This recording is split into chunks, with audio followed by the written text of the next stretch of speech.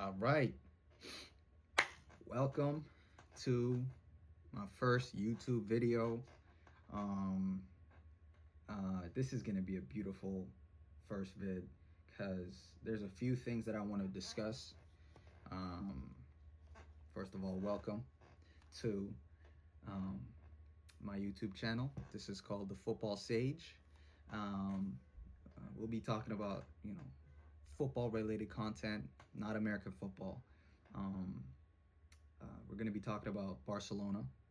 We're going to be talking about Inter Milan, PSG, Arsenal. Going to be talking about a few games from the Europa League. So that will be Tottenham against Bodo Glimt, and then Manchester United versus Atletico Bilbao. Then you have Chelsea versus, I do not remember the team name that they play, but that game, it is basically over. It's going to be Chelsea in the final versus um, the winner between Fiorentina and Real Betis. And yeah, it's basically a week review of the past games from this week. So let's get into it, man. So, I love football. This is something that I've grown up enjoying. Um, this is the first time I've actually done something like this, so I have a little bit of problems, focused on the camera. But I have a few notes here that I have written out, uh, detailing some of the things that I had noticed and some aspects of the match that I really wanted to touch on from each match. So we will begin with Arsenal versus Paris Saint-Germain. That was a very good game, but I will say this: PSG did what they needed to do. I think coming to the Emirates, especially coming off of what they had viewed, uh, seeing what Arsenal had done to Madrid, that was interesting.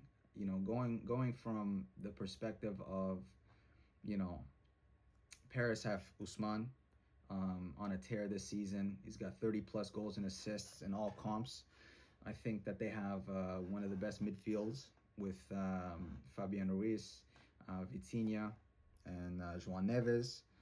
Their defense is very solid. Nuno Mendes on the left, and then Ashraf Hakimi on the right. And then, arguably you have one of the best goalkeepers in the world, Gianluigi Donnarumma, and he did prove his excellence in that game. Pacho and Marquinhos, they did their thing. And it's interesting because that yellow card that Partey had got, that was really the blow for Arsenal. And the commentators in the Madrid second leg had pointed that out around the 85th, 86th minute. I think he picked it up. Garbage yellow card. Really, you don't really need to get into that. Whatever he had, I think it was a foul, or maybe he was He was saying something. He got a yellow card. Misses the first leg, and that's very integral because with a team that has a few notable names out due to injury, it created some tactical issues, and in came Trossard, bringing Merino deeper, and then you'd change the approach. But Arsenal stuck true through their game plan, keeping to the press heavy system that they have employed throughout the entire season, which to me was very impressive. But they played against a team that was very comfortable with that press. They were able to get the goal by attracting the pressure. And I think it was a ball from either Pacho or Nuno Mendes. It came from the left, bypassing the midfield and the attacks press, getting to Usman on the turn, drives to Kvara. And that was the most integral part. As soon as Kvara started to drive at Timber, Declan Rice comes over. So they wanted to double up. I think this is the part of Arsenal's game plan that was impressive. Their defensive, approach to defending with numbers is what makes them hard to break down. And so once Rice had come over, it created a gap. Ousmane Dembele had delayed his run and waited. He understood that if both go, I'm open, and because no one had come over to mark his run, it just created, created that opportunity for him, and he took it. Right, he finished it with great precision, and from there it was really a tactical, kind of match between Luis Enrique and Mikel Arteta. So it became more so, what can Arsenal do? And they created chances. They were able to create a chance from, um, I think it was the second half, which was offside, just off of halftime. Actually, it was I think a minute or two into it. They get a free kick goal, but it comes back to being offside, and I believe it was because the person who had kept the onside runner off was an Arsenal player. So an Arsenal player blocked a defender from getting back to be able to track Merino. Merino gets onto the end of it and then scores, goes to VAR, and then it gets called back for offside. It was right. It was very close, but it's offside, and that's that's the game that we have now. Do I believe VAR need to allow us to hear the conversations? Yes. I think there needs to be clear consistency from the VAR crew, and that needs to be articulated in the midst of the match. Because once you remove, player like the fans from experiencing the entirety of the game, because that is the one portion of football that is completely out of the realm and area for fans. I think an NBA style, an MLB style, an NHL style sort of explanation is needed. I think you give fans what they're actually looking for, a clear, definitive answer. And I know that the MLS is attempting to showcase this, and that's all that we want to hear, because then you're able to keep people fully accountable. Because there were instances in the World Cup where there were fouls, or there were chances where you could think, is that a penalty, is that a card, is that a straight red? And then you'd have someone from FIFA come on to explain why it was. And I believe, I don't know her name, but she came on to a few games in the Champions League previously, this season as well, to discuss different parts of the thought process behind officiating calls. And I can say there were a few times, especially last season, I was kind of confused, because I could remember the PSG game against Newcastle, where there was a call that was made the death of the game in the Champions League, and it was not supposed to be a penalty. I don't think it should have been a penalty. But then now you have a representative explaining that it is. So I think, to clear all that up, have someone explain, which should be the referee, as they are in control of it, to describe what actually occurred. So back to the game. Yeah, I found Arsenal to be a little bit, tentative, but when they had the opportunities to go for the kill, I think that their finishing let them down.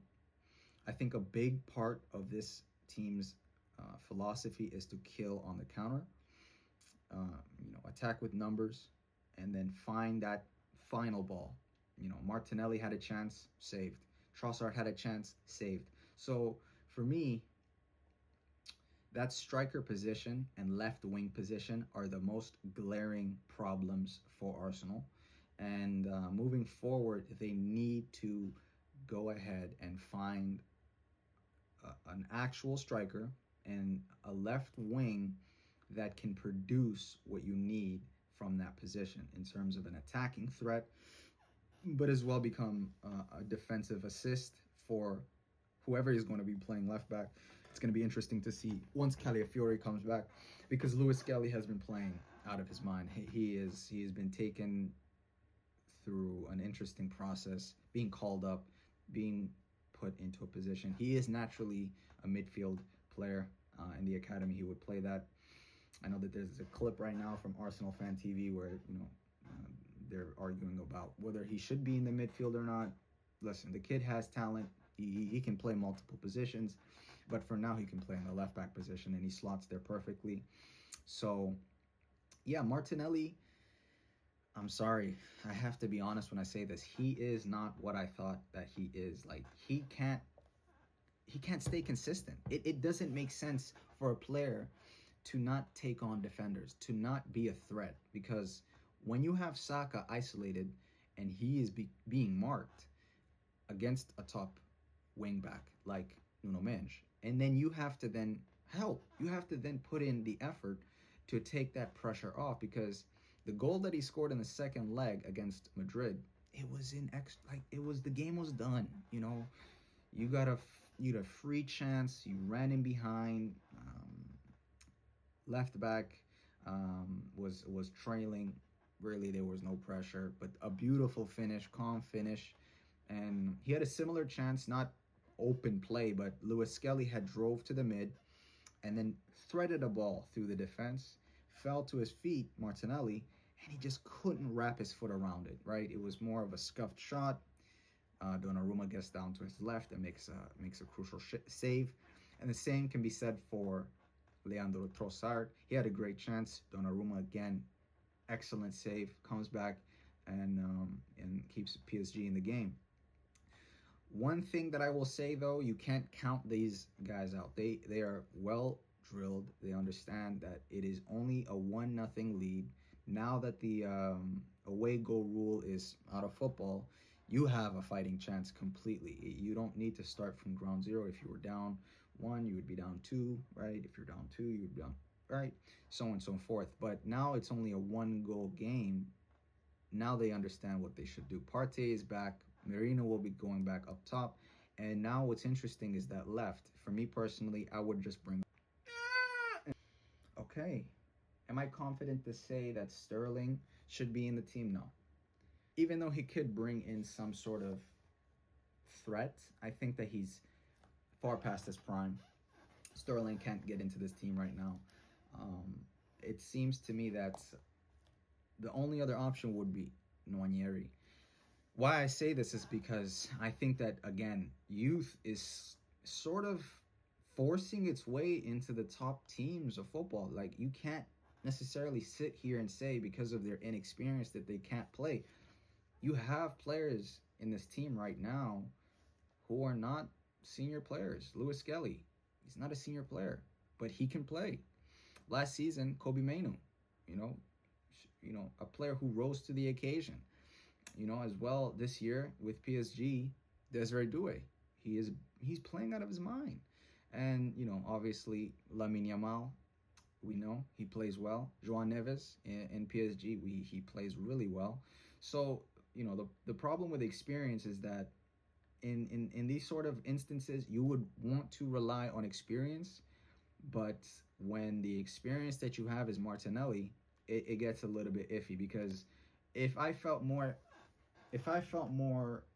of a confidence from him, as in I would feel comfortable as an Arsenal fan really backing him to do what I believe he can, which is become a goal threat, become an asset to the attack, again, I understand what he does off the ball. I understand that he works hard to make sure that the defensive structure is sound. I understand that. But marking space and marking runners is an aspect of the game that an attacker should not be just his focus, right? It's the attacking portion that makes you an attacker. So for me, he needs to be doing more. And I didn't see that in the first leg. And now that it's going to be going to the Parc de France, right, that Hakimi, Marquinhos, they're going to be on their best feet, because they're going to want to defend well, limit set piece opportunities for Arsenal, because that is their bread and butter. Remember, Declan Rice's goals came from a free kick, and then in the Bernabeu, just sloppy defending from Madrid that just resulted in them getting punished for their mistakes. So now going into this second leg, I want to see more from Martinelli. I think that their defense is great, right? Kivior has come in to this team after Gabriel's injury, and it does seem as if he just has fit in seamlessly. It didn't take much time. Saliba is another great player that I believe any player in the world at the center back position would love to partner with. He is calm, he is strong, he is great in the air. He can dribble, he can make plays, he can pass, he can read the game at a high level. And with Kiwior's strength, size, pace, it's very difficult to break that defense down. And so I don't feel any sort of nervousness for Arsenal fans in this second leg. I think that they're rock solid at the back. David Raya is also performing pretty well. He's not making blunders. Again, as a goalkeeper, if you're beat, you're beat. If you're beat because you made a mistake, that's a lot different, right? As we know, Manchester United fans, myself included, I can speak to this. I can attest to this, that when you have a goalkeeper who is really costing games, I mean, last season especially, because we were in the Champions League and then we got knocked out, right? It was a very poor performance from Andre from in multiple games. I mean, again, not to harp on the guy, you know, he's still a really good keeper, but I think that the obsession with ball playing keepers does diminish the aspect of a goalkeeper, which is the most needed part of his game, which is to make saves. Like, now that you have seen, and I will come to him, David De Gea, picked up by Fiorentina and them playing the way they are, and potentially getting through to get to the European final in the Conference League against the will-be finalist, which would be Chelsea. Shot-stopping keepers are still very important. I think the ball-playing aspect for goalkeepers is impossible to not understand. It is it is an extra man to play through, and now that especially with the new introduction where the ball is played in the box, you have to play from your goalkeeper, and you see there's statistics that show that the amount of long balls that are being played by the top six teams are far fewer than they have ever been. I think that Tottenham in the Prem alone, they have played what, 20% of long balls, maybe 10%. They don't play long. They play short every time. And they want to play out. And at some points it becomes, suicidal. I believe that was the problem with Brighton last year, that they were playing through pressure to the point where it was so detrimental to them that they will be causing unneeded mistakes, right? Because again, playing out from the back does create an advantage. It creates positional superiority, especially with a free man. If you play to the keeper, you play to the center back, and then you get pressed, there's a free man always. There will always be a free man if the team goes man to man, which again, most teams play man to man off of goal kicks. So, with that being said, the defense of Arsenal is very solid. Timber played very well. Again, he did do his job. Again, he played his part. He made sure to keep Kvaratskhelia quiet outside of the only assist that he had in the game. Outside of that, he didn't really make an impact in the game. So the defense is solid. The midfield, they didn't really create much. Odegaard, Rice, Merino did not really create much. They didn't really control the game. And Saka had an off day. Again, you're going up against one of the best left backs in world football. It's going to be difficult for you to be able to actually play the game that you've always been playing throughout the entire season. So, bottom line is, Arsenal have to come with that hunger, right, to go and win the game. They're on the back foot. They have to. I believe you will see them go for the win. I believe you will see them create more chances. I believe you will see them put more pressure on the Paris Saint-Germain defense. But now pivoting to PSG, I have to congratulate them. They played their game. They did exactly what they were drilled to do. Luis Enrique is a phenomenal head coach. I believe that now you are able to see what PSG should have been, even with Mbappe there. I believe that now that Mbappe's departure has occurred, we, as football fans, all assumed that PSG would take a nosedive and absolutely play rubbish. But they went ahead and made signings such as Desiree Doué, such as Juan Neves, such as Vitinha, right? they go ahead and make acquisitions such as Pacho, right? Um, Kvaratskhelia, right? You now have an attack that is cohesive, that works as a unit, but poses a threat. And I know I've seen all the memes, I've seen all the posts on Instagram and Twitter. It is a fresh breath of air to view attackers attacking defenders, because that's the main point of football. Go ahead and win the game, or attempt to win the game. I believe that possession focused play has definitely soured many fan viewers' experience, because it gets very robotic and very monotonous. It becomes more so play to play. It doesn't become play to find the exploitive final ball, play to find that exploitive final shot. It becomes more, you have specific passages of play that must occur in order for the team to progress forward. I believe that now that you are going to view players in a different light, because the young generation is coming with a different swagger. They're coming with a different objective, and they're coming with their own version of football in which that they were inspired that those that have come before them. And again, we need to understand that we're in this crossroads of time, that the young generation looked up to Neymar, right? The younger generation looked up to Messi. The younger generation looked up to Cristiano. And so now you will see players that are coming out of academies, that are coming from other parts of the world, that are attempting to showcase their talent at the world stage. And for Paris, it was a good game, a great performance, defensively very sound. They limited Arsenal's chances, which really impressed me. That let me understand that they came here with an objective to dominate the game, to keep the ball, and to put the pressure on Arsenal. Three names that I have to give a big shout out in that midfield: João Neves, Vitinha, and Fabian Ruiz.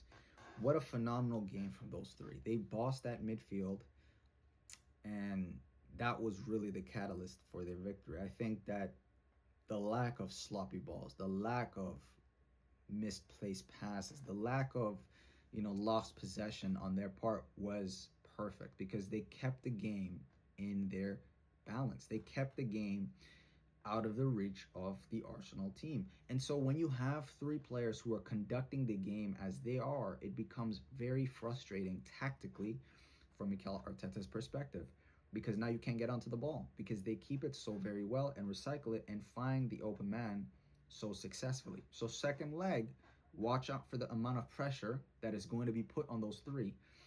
The defense, again, Pacho, Marquinhos played very well. Again, made the right type of fouls in the right type of areas to slow the game down. Those are veteran plays. And I love to see that, because again, he was under the tutelage of Thiago Silva, right? He was under that ilk of player. He understands that the game demands different types of approaches at different times. So when you have Trossard on the half turn in the midfield, go ahead and tug the shirt. Take the yellow. Go ahead and stop the attack, because they can't progress now. They have to stop. It's a dead ball, right? You completely stifled their attacking opportunities. So, yes, defensively, they played very well. Midfield dominated the game. Attack, they took their chances. What more can you realistically ask for? I believe that they should have scored a second, because now the pressure is on them to go ahead and finish it off and complete the leg. But Desiree Doué, did he have the greatest game? No, but he didn't need to. He just needed to do what he has done, which is keep possession, play positively, and look for the killer final ball. Kvara, same thing. Ousmane Dembele, same thing. I believe that second leg, you will see a lot more counterattacks. You will be seeing a lot more of the left and right wing, the left and right back bombing forward, as you saw in the Villa game, where they were cutting Villa apart. Now again, as I said before, Arsenal's defensive structure is solid. They understand how to limit transitions from opposition teams. So for me, viewing this from a neutral perspective, it lets me understand this second leg is going to be very interesting, or it's going to be very boring and it's going to be more of a tactical chess match. But knowing the players on that pitch and what is at stake, which is a Champions League final appearance for both of them, this would be their first chance, especially for Arsenal since 2004, to go ahead and 2006. I apologize, to go ahead and win the trophy that felt like for Arsenal fans was taken away from them. And PSG, this would be their first real opportunity in the modern era, post 1990, to view themselves as a European force, right? And they finally can break that sort of losing streak that they have been on, especially. I'm sure everyone remembers the Remontada Madrid in 2021. They were playing good football, but yeah, that Madrid team, especially in the Bernabeu, it's true. They have some sort of like, I don't know if it's like witchcraft, but obviously it's impressive to view a team never give up. But PSG have a very, good chance to go ahead and qualify for the next round of the Champions League, which is the final. Now, moving on to the game, I think the game of the tournament outside of the Benfica and Barcelona game, it was most definitely our Inter Milan versus Barcelona. These two, they went at it from minute one, literally. The goal came from Marcus Thuram. The ball came, from a quick counter. I think that the ball was defended from Koundé, but wasn't cleared, out of bounds. It stayed within play. Dumfries gets it, whips in a ball, beautiful goal. So the pressure was on Barcelona to make a comeback, to have an effort to come back into the game. Then they go down 2-0 from another Denzel Dumfries, orchestrated goal. This time from a corner kick, and then Lamine. Again, what can I say? This kid he is special. He is one of the most impressive talents I have seen since Messi, since Rooney. And I love what I'm viewing from him. I saw comments from the Dutch ex-Madrid player, I think it was Van der Vaart, who speaks about him sagging, his attitude, whatever it might be. I think people forget to realize this is a 17-year-old. Like, he is just becoming himself. He is just figuring out this whole football scene and how he should carry himself. But what I love is that he's authentically himself. Maybe he's just doing it to get people to talk about him more. I don't really care about that. He's 17. Let the kid enjoy himself.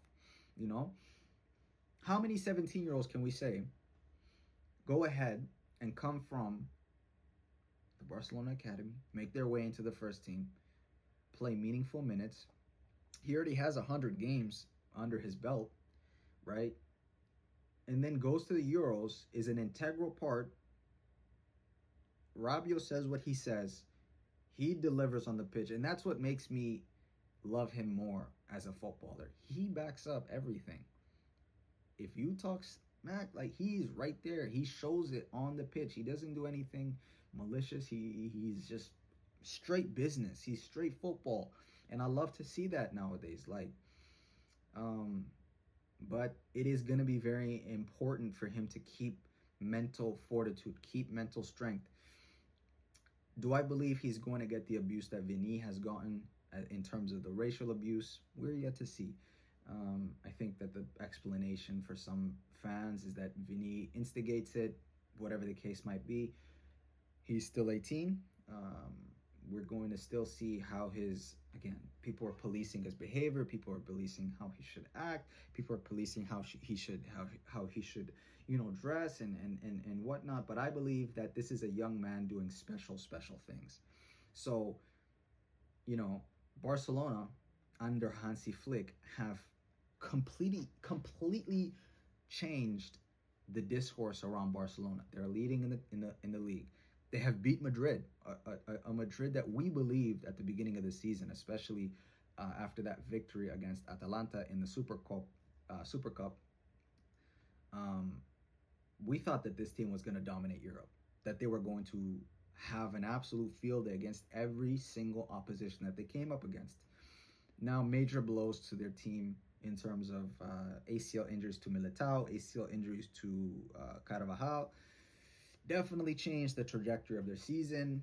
I believe that some players not playing up to their standard of football, especially Mbappe at the beginning of the season, but then he has now kind of settled in. You know, it became more of a circus. You know, it. We're gonna speak about Madrid in another video, but I will say this: Barcelona, they're doing it on the pitch. There is no there's nothing that you can say against them. They are actually doing everything on the pitch. They are getting the results that they want. They are beating Madrid home and away. They're beating Madrid in cup competitions, knocking them out. And I mean, beating them convincingly. The most recent example was the 3-2. Lamine had another phenomenal game. You know what I'm saying? So it's like Madrid are in a very bad spot because you got this kid who's 17, and then let's say this team goes ahead and gets some other players, center back, a goalkeeper, let's say, right? Prolific striker because Lewa is getting up there, and you do need to look ahead for the future. And left wing, it's covered with Rafinha. I believe that this team is set up for the next 5 to 10 years, most definitely. If people are going to agree that Madrid are set up for the next 5 to 10 years, especially with the future acquisitions that they will make in very key positions, such as left back, such as center back, such as midfield, um, we're going to see a real second revival of that, sort of 2010 to 2017 rivalry between Barca and Madrid. So as fans, we're in for a great decade of football. But back to the game. Yeah, Barcelona, they've played a phenomenal game. And Hansi Flick has to be given a lot of credit, man. He has come into a very interesting situation, especially with the departure of Xavi under very interesting circumstances. You know, the team has very big issues financially.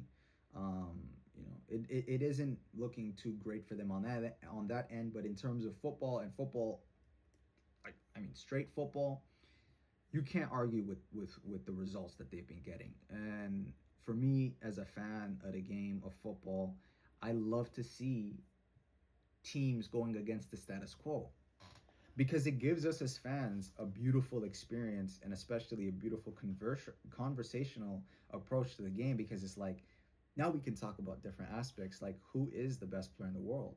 Are we voting based off of goals and assists strictly?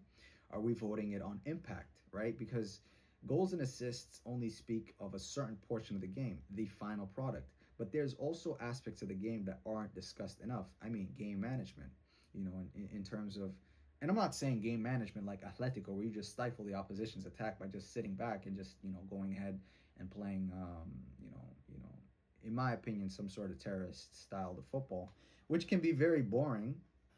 But once it gets into a point where you're really not doing anything, you're just sitting back and getting pressure and soaking up pressure and then killing on the counter. Mourinho was a great component of this, but he had great teams. I can remember Porto. I can think of Inter Milan. I can think of Real Madrid. I can think of Chelsea. So there are examples of teams going against the status quo and still coming out on top. But Barcelona are playing in a beautiful way. Hansi Flick has to be given a lot of credit with his mixture of youth and experience, and Martinez coming into the team, right? Kurbasi in the center back, them acquiring Chesney, right? Because we thought Pena was going to be the starting keeper. Left back Balde, right back Koundé, midfield De Jong, it was Pedri, Gavi, Dani Olmo, Casado, right? Left wing, you got Rafinha, striker, Lewa. You got Ferran Torres. You know, you got Fermin Lopez as a false nine, as a cam. You got, you know, Lamine Yamal. So this team is really well oiled in terms of youth and experience. And then off the bench, you got, you know, experienced center backs, experienced midfielders. So you got a team that is really built to play and last in these competitions. So the main points that I will have to highlight is left back and then Koundé. I think that Gerard Martin, 23-year-old, I believe, he played a game. He played his game. You know, he came in, he did his thing, and but for the second leg, I believe that you definitely need Balde. We'll see what happens. If he plays, that's great. If he doesn't, they'll still play with Gerard Martin. And then as well, Kunde. Kunde is another aspect of this team that is integral. And if Eric Garcia has to come in, and then you maybe move, you know, him to the right back, and then you bring in Arroyo, you know, you have options. So Barcelona don't have the issues that Madrid had, which is a lack of players and availability. They have enough players from the bench to still be all right. These injuries are not going to be major setbacks. And then as well, Lewandowski is out, but look at what um, Ferran Torres is doing. Absolutely he has revitalized his career. I think that from the perspective that we had from him was he was I mean, he was a talented player, but he just couldn't finish to save his life. You know, we can think of examples like Timo Werner, like Darwin Nunez, Nicholas Jackson, right? So you look at football and you kind of think, what is wrong with strikers? But he has absolutely changed himself because he is in a team that is playing football, I believe, the right way. I believe that they're no nonsense. You know, that German discipline that Hansi Flick is instilling within them to play at a high tempo and go ahead and go for the win. So we will see what happens with the squad in terms of injuries. But Inter played a phenomenal game, right? I think that the injury to Lautaro is what is the most interesting part of the game. It didn't look good, and I'm viewing it right now. It did not look good. It was a muscular injury. Let's see if he's going to be okay for the second leg because it didn't look good. It didn't look good. And he is a real big component to this team. So, you know, Thuram will play. Mehdi Taremi will have to come in. Maybe Arnautovic will come off the bench. They have options to play. But in the game, Inter played phenomenal from back to front. And again, that midfield, Mkhitaryan, Barella, and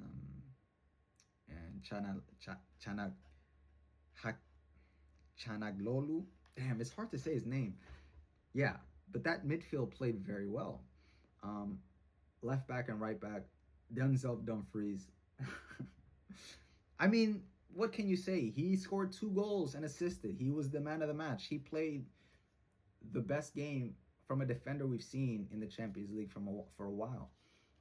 So it's like, second leg, you're going to see a lot of fireworks, man. Like, you know, there's not much to say in terms of Inter's approach. Obviously, they're a defensive-heavy team. It's interesting to view how they're going to come for the second leg because it's in the San Siro. The home support will be heavy. They will want their team to come out with the win. So for me, it gives me a lot of joy because I understand now what it is. It's going to be the best defense in the Champions League versus the best attack, and we got that. A 3-3.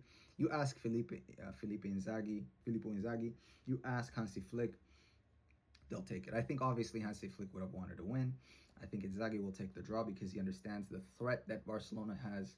Now going to the San Siro, it's even. Players are injured from Barcelona. A player is injured on Inter Milan. So it's going to be interesting to see what they do for the second leg. But I really loved the way this game panned out. And I really loved the approach from both teams. So I love this matchup completely.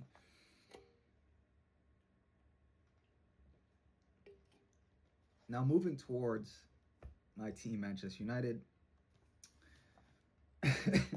I mean, we're having a horrible season. Like, let's not get around the bush here. Let's not beat around the bush. We're playing bad.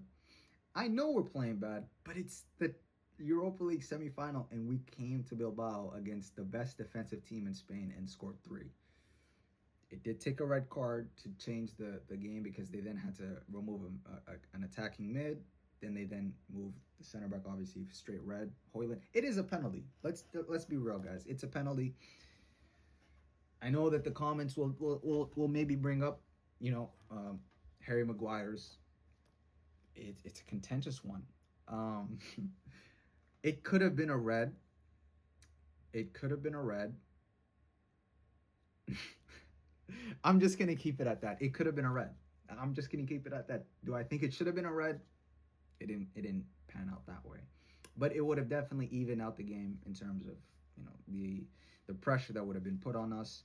But we played our game. Bruno, 2 excellent goals, penalty, and open play. Beautiful assist from Ugarte. Naughty back heel. So I think that I understand what's going to be needed for the second leg. We don't want to have a situation like Lyon. We want to go ahead and defensively be sound. But with United, you don't know, man. You really don't know. You don't know what to expect, and that's the problem. That's why we're not in the Champions League right now, right? If we were in the Champions League going up against teams like Barcelona and Inter Milan, would we really have a chance to really play at that level of football? I don't believe that. I don't believe that we are. I think we're too sloppy. Defensive mistakes, especially from the goalkeeper, are very, very noticeable. And I especially want to see more defensive consistency. But our bread and butter is our attack, and I think that Hoyland does frustrate me in many aspects of his game. I believe that he is lacking in a lot of confidence. And Xerxes being out is another blow, so he has to stay healthy. I did view Chido Obi come off the... Chido Obi played today against Brighton. He impressed me. He's a young man too. Like, these young players are they're here to stay, and I believe that he's going to be a talent to view. So second leg, it really all comes down to how we defend Bilbao. I don't really have much to say on Bilbao's end because that red card changed everything. They had to go into a more defensive approach. But it didn't matter because we ended up scoring another goal on them. So it became very frustrating for Ernesto Valverde. I mean, tactically, I believe we should have went for the kill, get 4-5, absolutely change second leg's approach for Ernesto, and kind of replicate what Arsenal had done to PSV. Kill them, finish them. Don't even give them the chance to come back into the second leg, because now, especially if Bilbao had scored one of the opportunities they had created. I'm remembering the Inaki Williams chance. He had a chance to score a header, point blank. He should have finished it. 3-1 maybe. Let's say the game finishes. It's a different conversation. But 3-0. Obviously, I'm feeling confident, but anything can happen. Bilbao will be at 11. They're not going to be at 10, so the game will be different. It depends on the energy that Manchester United come out with. It depends on, I'm so sorry to say this, Garnacho. How does he play? Who do we start with? Does Ahmed Diallo play? Does he start? Right, the Ruben Amorim is bringing him back into the starting 11. Ever so slightly, because he just came back from injury. Integrating him into the team too quickly will be devastating for us as a unit. So let's just see how this goes. Let's just see how we perform as a unit, and I really do think that we're gonna win. I don't want to eat my words. I don't want to come back to this video and then, I look in the comments and I see people talk about it. But listen, I do feel confident, and I believe we'll win. So we'll see. Now moving on to Fiorentina versus Real Betis. Isco, phenomenal player, man. I mean, seriously, Real Betis fans, you have a gem in Isco. He is a phenomenal footballer. And when he went down injured a couple games back, I was like, maybe their season in Europe is over, but he is there and he wants to win the Conference League for Betis and Anthony. That's another aspect of this team's success that can't be overstated. I mean, he has come in and made an instantaneous impact. He's been playing great, right? Not like what he has been for United, and I believe it's all to do with the approach that Spanish teams have to the game of football. They're far more direct with their play. I mean, in terms of it's possession based. There isn't really room for much. I think he struggled with the athletic side of football in the Prem, and maybe that doesn't suit him well. But in terms of the technical aspect of football, especially now, you see he is a phenomenal player, and he can play football at a high level. So again, Fiorentina, they played well. I think that they will definitely pose a threat for Bilbao. Sorry, for Betis in the second leg. David Herrera had a good performance. I think that the team just lacked in terms of venom in the final third, but I believe that they will have a good second half of this leg. It depends on how the attack of Fiorentina come out. Moise Kean was not starting. He came on around the 46th minute. So if he starts for a full 90, I think then you'll see a different approach from Fiorentina. Go for the jugular.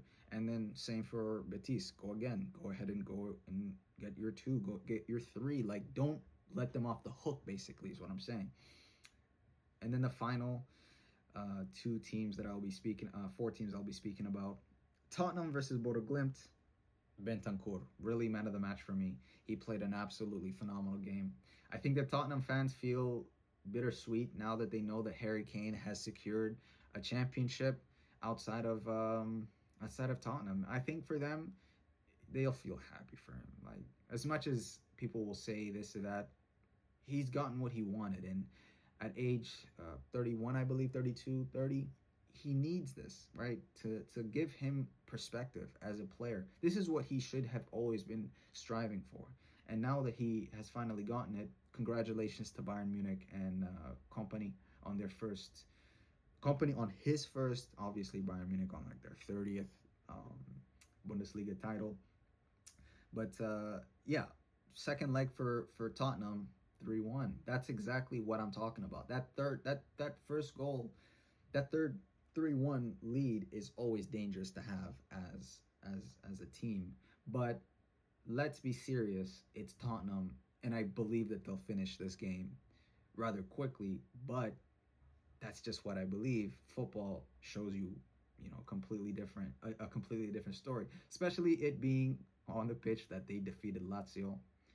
Sorry, they defeated Lazio on their home ground, and then they went to Lazio and beat them on penalty shootout. So, the complaints were that it wasn't, it's not a natural grass field. It's a turf field. So let's see what the excuses come out to be. I think Tottenham can't come with that mind frame. They got to go in with the belief that they will do what's necessary to get the W. And I believe that Tottenham will come out on top. And let's be serious, Chelsea are going through. There's not much else to speak about. It's over. The finalists will definitely be between Chelsea and whoever wins between Betis and Fiorentina. Right now, I am leaning towards Real Betis for the Europa League.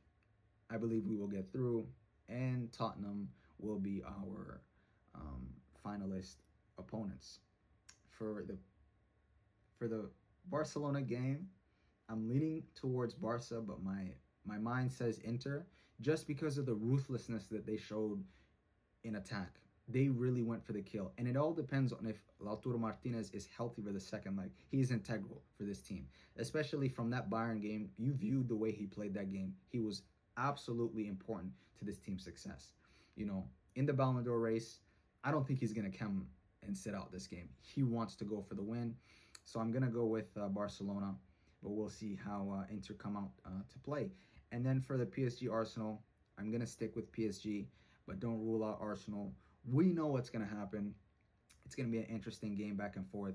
I don't want to see red cards. I just want to see a clean game of football like the Inter game versus Barca. Let's not have any controversy. I just want to see good football being played. And yeah, it's going to be very interesting. I really like where football is right now. I really think that the game is heading in a beautiful direction, especially for next season. Like, you know, the acquisitions of players that we're going to see in the top six in the Prem, in Italy, in France, in Germany, all around the top five leagues in Europe. It's going to be a very interesting 2025-2026 season. But yeah, thank you. Thank you so much for watching my video. Please leave any sort of recommendations, any comments that you had, anything that you agreed, disagreed with, anything that you think I missed out on. Let me know in the comment section below. And yeah, thank you very much.